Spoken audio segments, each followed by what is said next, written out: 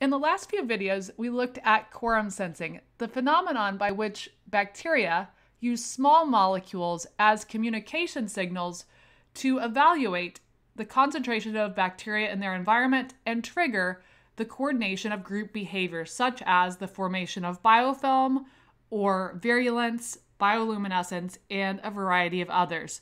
What we are going to look at in this video is some applied aspects of this concept of quorum sensing. Namely, we're going to evaluate quorum sensing inhibitors in drug development as possible therapies for bacterial infections. We are going to focus on quorum sensing inhibitors, thinking of some of the pros that quorum sensing inhibitors offer when thinking of treating a bacterial infection relative to traditional antibiotics. So in considering quorum sensing inhibitors as alternatives or additives to antibiotics, when we think of traditional antibiotics versus quorum sensing inhibitors, which I'll abbreviate as QSIs for quorum sensing inhibitors, on one hand, antibiotics are going to kill bacteria associated with the infection or inhibit their growth. And by inhibiting their growth, what we're really saying is inhibiting their growth and cell division, hence limiting the infection. Quorum sensing inhibitors, on the other hand, are, just as it says, they are going to shut off quorum sensing, and in so doing, that will have such outcomes as limiting biofilm formation, which is important because the formation of biofilms cause bacteria to generally become much more resistant to antibiotics and much more resistant to the body's natural immune responses. So once bacteria forms a biofilm, it becomes much more difficult for the patient to overcome that infection. So by inhibiting quorum sensing, we can limit biofilm, and we can also limit the virulence of that bacterial infection. With antibiotics, one of the key challenges of antibiotic development and use is that there is strong selection for antibiotic resistance. And in this strong selection for antibiotic resistance, if we think about how that antibiotic resistance develops, if you look at a population of bacteria, where each of these circles represents a bacterium, I'm going to put an S in each of these to indicate that each of those bacteria that I'm showing in green are sensitive to the antibiotic, meaning that the antibiotic will kill those particular bacterial cells. They will not be able to continue growing and dividing. In addition to that large population of sensitive cells, even if there's just one or a few here that are antibiotic resistant, what will happen is that once a drug is administered, the antibiotic will eliminate all of those cells, all of those bacteria that are sensitive, so all of the green bacteria will go away, but the resistant bacterium will persist, and that bacterium, now that the others are gone, will have the ideal environment for multiplying because there's no competition from the other bacteria that were surrounding it. And so as a consequence, over a relatively short period of time, what will result is a full population of bacteria that are all antibiotic resistant. Now, this brings us to a possible advantage of quorum sensing inhibitors. With quorum sensing inhibitors, the compound does not kill the bacterial cell. And as a result of it not killing the bacterial cell, there is much less selection for resistance to a quorum sensing inhibitor because the cells are not dying. Instead, their behavior is simply being changed. And so under the heading here of quorum sensing inhibitors, it's generally thought that there is reduced selection for resistance to quorum sensing inhibitors than there is for resistance to antibiotics, because the penalty here for being sensitive to the quorum sensing inhibitor is just that the bacteria can't as effectively participate in group behaviors. It doesn't die as a result of being sensitive to the quorum sensing inhibitor, whereas in the case of antibiotics, the bacteria dies if it is sensitive to the antibiotic. So there's strong selective pressure for the resistance to develop, much more so than in the case of using quorum sensing inhibitors. But certainly there is the concern that the quorum sensing inhibitor, since it doesn't kill the bacteria, it won't be able to completely eliminate an infection. Instead, it can act to control the infection by doing things like preventing the formation of biofilms and preventing virulence. As a result of the fact that the quorum sensing inhibitors don't kill the bacteria and won't completely eliminate the infection, one experimental approach that scientists are taking is to consider using quorum sensing inhibitors in combination with traditional antibiotics. So the need for traditional antibiotics is reduced by implementing these quorum sensing inhibitors, because by inhibiting quorum sensing and hence inhibiting biofilm formation, antibiotics can better access the bacterial cells, and the bacterial cells have less opportunity to resist the antibiotic molecule. And so as a result, quorum sensing inhibitors may potentially, when thinking of drug development, be useful in combination with traditional antibiotics. And much of the work on this is still underway as we think about the drug discovery pipeline being a relatively long pipeline with a variety of experiments needed. So with quorum sensing inhibitors, QSIs, being increasingly recognized as promising therapies for bacterial infections, we can ask the question of how does one go about discovering a quorum sensing inhibitor? And more broadly, this question can be posed as how does the drug discovery process take place in general? What are the inspirations for the molecules that become drugs ultimately? And in the case of quorum sensing inhibitors and other drugs, we can look at three approaches in more detail here. One of those approaches is what we refer to as high throughput screening. As the name high throughput screening implies, we are screening large libraries of organic molecules and evaluating through bioassays their ability to inhibit quorum sensing. So high throughput screening is one of the key methods in drug discovery, not only for quorum sensing inhibitors, but drug molecules in general. So in high throughput screening, the gist of it is that large libraries of compounds are synthesized, and these generally encompass a wide variety of molecular classes and molecular weights and functional groups to make a relatively diverse library of thousands of different compounds. So these large compound libraries are synthesized and evaluated in bioassays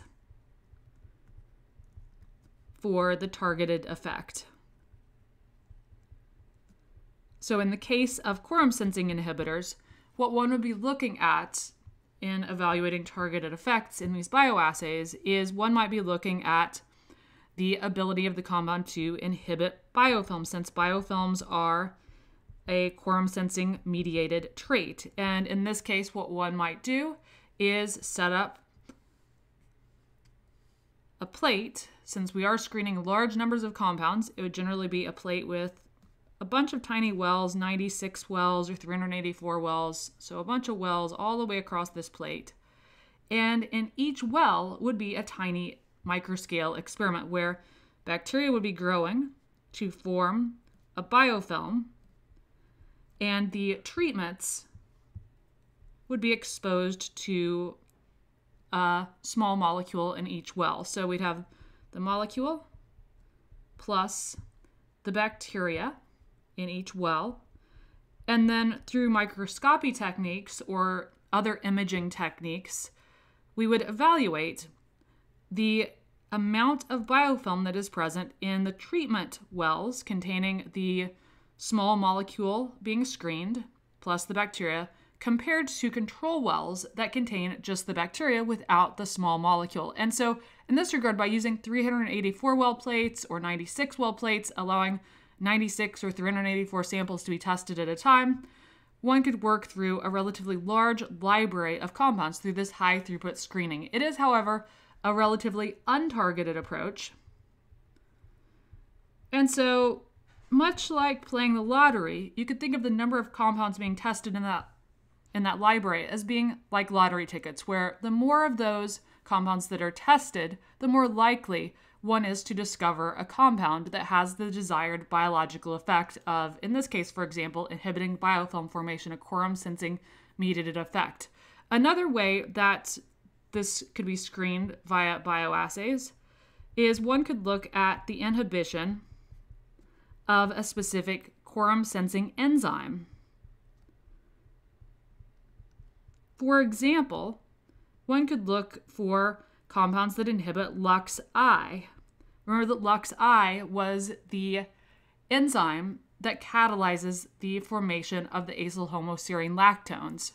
One could also look for inhibitors of LuxR that would prevent the quorum sensing signal from being received by the recipient cell. And there are a variety of known related Lux type proteins in a variety of different bacteria, so that could enable this type of assay, this type of screening. But at the end of the day, it requires generally synthesizing a large library of compounds and screening that large library to find a relatively small number of hits. A more targeted approach is to, rather than use high throughput screening, to instead use structure-guided drug design. In structure-guided drug design, what we are going to do is use our understanding of the particular proteins involved in quorum sensing to design drug molecules that would be expected and hypothesized to bind to those proteins. So hence we're being guided by the protein structures involved in quorum sensing. So structure-guided drug design. In this, what we would do is apply our knowledge of quorum sensing protein structures, such as LuxR, LuxI, or others, to design molecules that are expected to interact with and inhibit those proteins.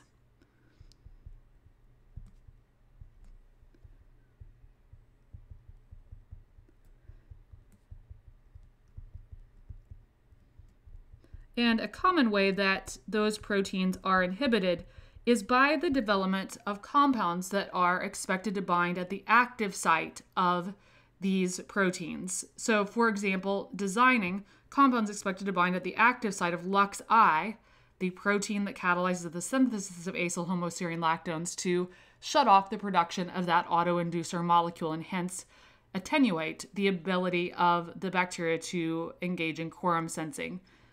This particular strategy of structure-guided drug design, due to the fact that it requires knowledge of the protein structure, can be limited in some cases because we need to have an understanding of that protein structure. That understanding of a protein structure, going back a bit to a few modules ago, generally relies upon X-ray diffraction and X-ray crystallography. Not all proteins are suitable for forming crystals and having their structures determined through that method. And so that can limit our ability to use structure-guided drug design. But if one has a high-quality X-ray crystal structure of a protein and has understanding of where the binding site is of that protein, then one can use that binding site to design molecules expected to interact with that binding site and block the quorum sensing related molecules from binding there. And so that can be a really powerful tool, particularly if we have understanding of the three-dimensional structure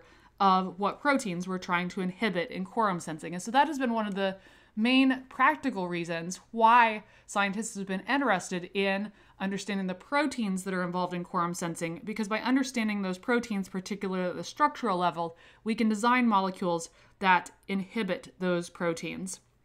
We can also enable structure-guided drug design by understanding the structures of molecules involved in quorum sensing and creating analogs of those molecules. Analogs being related compounds, compounds that are structurally similar but not identical to the quorum sensing molecule, with the hypothesis that those related molecules will bind to and inhibit the proteins involved in quorum sensing. So structure-guided drug design can be guided by either the protein structure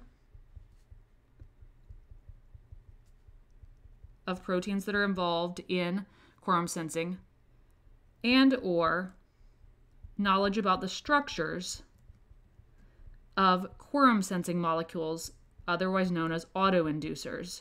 So by understanding the structure of, for example, autoinducer 2, the boron-containing autoinducer molecule we talked about a couple of videos back, we can design compounds that are related to that compound that we provide to the cell that ideally, if things work out as we hope they will, bind to proteins involved in quorum sensing, but don't themselves trigger the quorum sensing response, but instead inhibit that quorum sensing response. So we can guide that structure, guided drug design based on either the structure of the quorum sensing proteins or the structures that we know of autoinducers. Those are two of the strategies. A third strategy that has been useful and informative in finding quorum sensing inhibitors is the use of natural products, molecules produced by living things. When looking at natural products, organisms produce a variety of compounds to help them in succeeding in the environment in which they live. And so it has been found that some organisms, such as seaweeds, produce compounds that inhibit microbial quorum sensing. And presumably there is some ecological reason why those seaweeds produce compounds that inhibit quorum sensing, wherein by inhibiting quorum sensing, the seaweed is controlling the environment around it, it's controlling what the behavior of the bacteria is that live in association with it, and thus improving the ability of the seaweed to survive in its environment. So an example of the use of natural products, compounds made by living things in the quorum sensing inhibitor discovery process is that marine seaweeds have been recognized to produce compounds that act as quorum sensing inhibitors, or QSI for quorum sensing inhibitors. And interestingly, these marine seaweed compounds are similar in structure to the acyl homoserine lactones. So an example of the marine seaweed compounds that inhibit quorum sensing is this structure where we have a terminal bromine and hydrogen there, and this is linked to a 5-membered lactone ring. And you'll remember the lactone ring from the acyl homoserine lactones. And this structure, rather than having the long carbon chain with the amide group in it, instead terminates here with a bromine atom. And this particular compound, isolated from seaweeds, is found to inhibit quorum sensing. It competes with the natural acyl homoserine lactone for access to the binding sites of the proteins involved in quorum sensing, but itself does not trigger the quorum sensing phenomenon. And so it greatly reduces the extent to which bacteria participate in quorum sensing. So in general, each of these 3 strategies for designing quorum sensing inhibitors, that is high throughput screening, structure-guided drug design, and the use of natural products, are all applied not only for the discovery of quorum sensing inhibitors, but also more broadly in the field of drug discovery in general. So with these different strategies available for designing new quorum sensing inhibitors in the drug discovery pipeline, why is it the case that there's not yet a quorum sensing inhibitor drug that is on the market? Well, there's a few reasons for that. One is that the drug discovery process is inherently long and laborious. Typically, from the time a lead compound is identified until it is approved for use through the final FDA approval process is 10 years or more. And there's a lot of hurdles along the way in terms of evaluating toxicity issues, as well as a variety of other aspects and other topics. So in the case of the quorum sensing inhibitors, key challenges that have been run into is that several of these compounds that have been found to inhibit quorum sensing turn out to also be toxic in human systems or animal systems, and so that has been a limitation. Additionally, the human body has a variety of detoxification mechanisms to eliminate drug molecules, even drug molecules as common as Advil or others, from the body. And so, as a result, the drug leads for quorum sensing inhibitors have thus far been largely found to be cleared from the body too quickly. So the body quickly deactivates those compounds and eliminates them from the body, and hence preventing them from being useful as a drug. But as the process of discovery continues, there are continuing trials to bring quorum sensing inhibitors in as potential drug therapies for treatment of a variety of bacterial ailments and for treatment of infections of organisms like Pseudomonas aeruginosa, which is a notorious biofilm-forming opportunistic pathogen. It is thought that quorum sensing inhibitors could have some huge impacts. So the future continues onward with discovery of quorum sensing inhibitors.